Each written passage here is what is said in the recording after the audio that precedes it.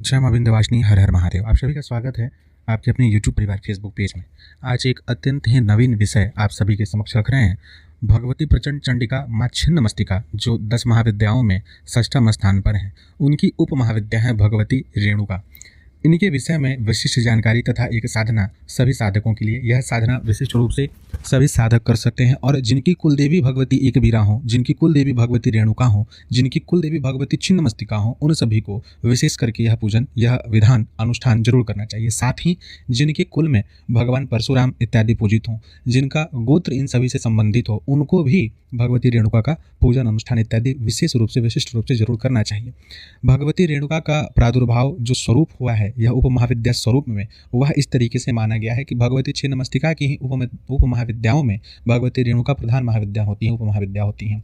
जिस प्रकार से भगवती छिन्नमस्तिका अपने ही शीश को अलग कर देने के पश्चात वह जीवित हैं तथा उनके साथ प्रमुख शक्तियां उपस्थित है, वैसे ही भगवती रेणुका अपने मस्तक के अलग हो जाने के पश्चात भी दीर्घ काल तक जीवित हैं और वह भी भगवती छिन्नमस्तिका के ही स्वरूप के स्थान पर पूजित होती हैं। प्रमुख रूप से यह माना जाता है कि यह छिन्नमस्तिका की ही एक उप महाविद्या स्वरूप है। भगवती ही अपने उस स्वरूप को धारण की है।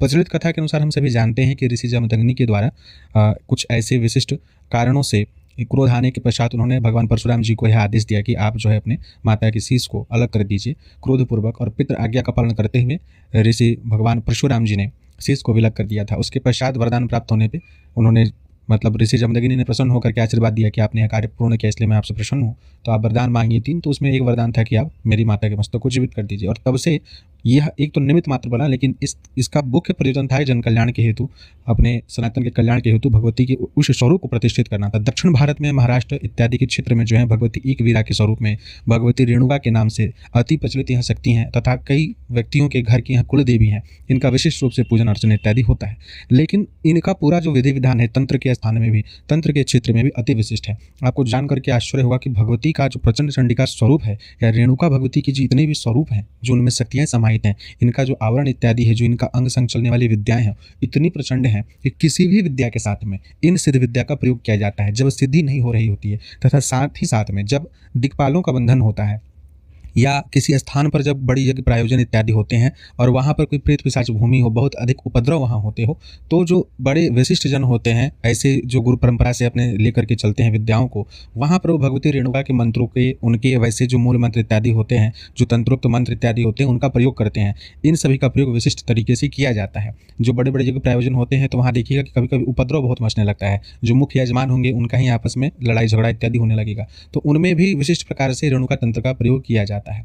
और एक साधक को विशेष रूप से अगर कोई योगिक क्रिया के मार्ग में है, योग मार्ग के द्वारा साधना में आगे बढ़ते हैं, तो उनको भी यहाँ पर एक समय के पश्चात में चक्रों की शुद्धि, जागृति और उन चक्रों के संतुलन हेतु भगवती रेणुका की कृपा प्राप्ति की आवश्यकता होती है। भले उन्हें आप किसी और स्वरूप से जानते हो, किसी और नाम से जानते हो, लेकिन ये प्रमुख रूप से सहस्त्रार्थ की देवी हैं। यानी कि हम जब अपने षट चक्रों को स्पंदित करना आरंभ करते हैं, किसी भी एक चक्र में स्पंदन होना आरंभ होता है, तो उससे असंतुलन की स्थिति जब उत्पन्न होती है, तो उसमें भगवती रेणुका सबसे प्रमुख है। यानी कि उनके माध्यम से हम षट चक्रों के ऊपर में नियंत्रण स्थापित करने में कुछ हद तक सक्षम होते हैं। हालांकि यह मतांतर हो सकता है, सभी परंपराओं में अलग अलग विषय हो सकते हैं, नाम इत्यादि अलग हो सकते हैं।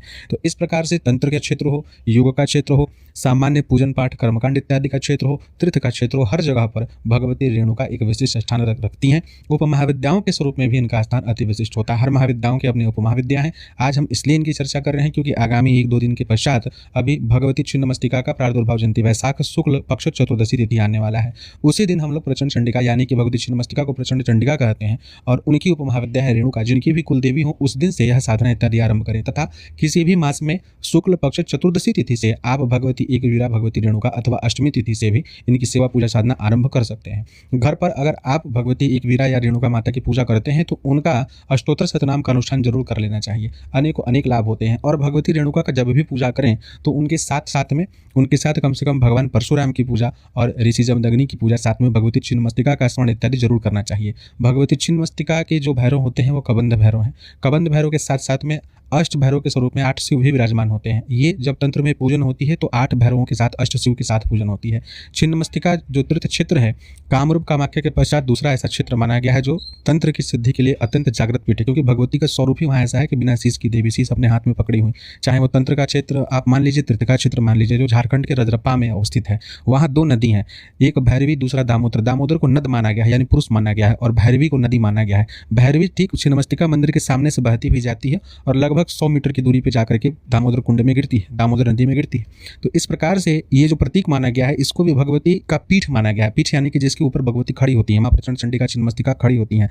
छिन्नमस्तिका का जो पीठ स्थान है, जैसे हम लोग आवरण में जो मूल पीठ पूजन करते हैं कि उसमें जया, विजया, अपराजिता, जिता इत्यादि शक्तियों का पूजन होता है, तो इनकी जो पीठ है उसमें सर्वप्रथम सहस्त्रदल कमल के ऊपर में कामदेव रति का पूजन होता है। कामदेव नीचे होते हैं, रति ऊपर होती है, यानी कि विपरीत मुद्रा में है ये लोग। ये विपरीत मुद्रा में कामदेव रति हैं, उनके ऊपर भगवती छिन्नमस्तिका अपने शीश को अलग की हुई, और साथ में 2 इनकी प्रमुख शक्तियां जया, विजया, जो डाकिनी शाकिनी के स्वरूप में पूजित होती हैं। तो जो यह भैरवी नदी है, रति का स्वरूप माना गया है, और दामोदर नद को कामदेव का स्वरूप माना जाता है, एक तरीके से सांकेतिक रूप में। इसीलिए यह क्षेत्र भी अति विशिष्ट हो जाता है। कई विद्वानों का यह मत भी है कि इसी क्षेत्र में राजा सूरत और समाधि को वर इत्यादि की प्राप्ति हुई थी। 3 वर्षों की तपस्या उन्होंने यहाँ ही किया था। ये सभी विद्वानों का अलग अलग मत होता है कि इन्हीं का यह स्थान है, किसी कोई और स्थान को कहता है। इसे आप अपनी इच्छानुसार माने। तो भगवती का यह सेवा पूजा आपको किसी भी पक्ष के चतुर्दशी, शुक्ल पक्ष के चतुर्दशी किसी भी महीने से अष्टमी से आरंभ करना चाहिए, और कम से कम 11 दिन का अनुष्ठान इनका करना चाहिए, जिसमें प्रत्येक दिन जो है 108 बार अष्टोत्तर सतनाम का पाठ करना चाहिए।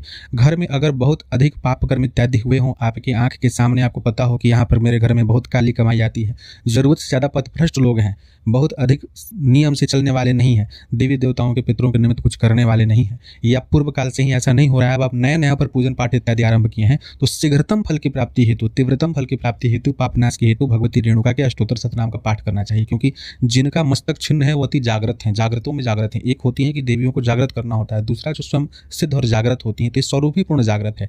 इसलिए ही यह भी बोला गया है, विशेष करके भगवती छिन्नमस्तिका को, माँ रेणुका में ऐसा विशिष्टता नहीं है कि इनकी पूजा हर कोई नहीं कर सकता। इनकी पूजा बिल्कुल सामान्य रूप से अष्टोत्तर सतनाम इत्यादि की जो विधि है, या अन्य कुछ स्त्रोत इत्यादि है, वो सभी साधक कर सकते हैं। जो साधनाएं करते हैं उनको तो विशिष्ट रूप से करना ही चाहिए, लेकिन जो लोग साधनाएं नहीं करती वो भी सामान्यतः कुछ विशेष पर्व काल इत्यादि में इनका अनुष्ठान कर सकते हैं। पाप नाश के हेतु जरूर करना चाहिए। जिन लोगों के घर परिवार में बहुत अधिक ऐसे क्लेश रहते हों और पाप कार्य इत्यादि हुए हों, पता चल रहा हो कि पाप कर्म छूट नहीं रहा है, उन्हें भी इनकी सेवा पूजा करनी चाहिए।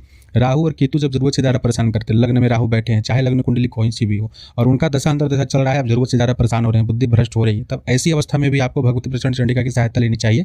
हाँ, उनका विशिष्ट पूजन विधान शिव मंदिर इत्यादि में करना चाहिए, घर पे ना करके, लेकिन भगवती रेणुका का अष्टोत्तर सतनाम इत्यादि विधि आप चाहें तो अपने घर में कर सकते हैं, और इसका पूर्ण लाभ आपको प्राप्त हो सकता है। सामान्य विधि विधान है, श्वेत वस्त्र, रक्त वस्त्र अथवा नारंगी रंग का जो वस्त्र होता है, इसे धारण करके कुशा के आसन पर बैठ करके उत्तर दिशा की ओर मुख करके यह पाठ विधि करनी चाहिए, संकल्प लेकर के। भगवती रेणुका की असीम कृपा की प्राप्ति होती है। हवन इत्यादि की विधि जो है, उस विधि विधान से इनके प्रत्येक नामों की एक आहुति दे सकते हैं। इस प्रकार से भगवती कृपा प्राप्त करें। आशा करते हैं कि इस विधि विधान को जान करके आप सभी को लाभ प्राप्त होगा। भगवती एक वीरा माँ रेणुका आप सभी के साथ साथ हमारा भी कल्याण करेंगी। जय माँ भगवती विंध्यवासिनी, जय माँ भगवती रेणुका।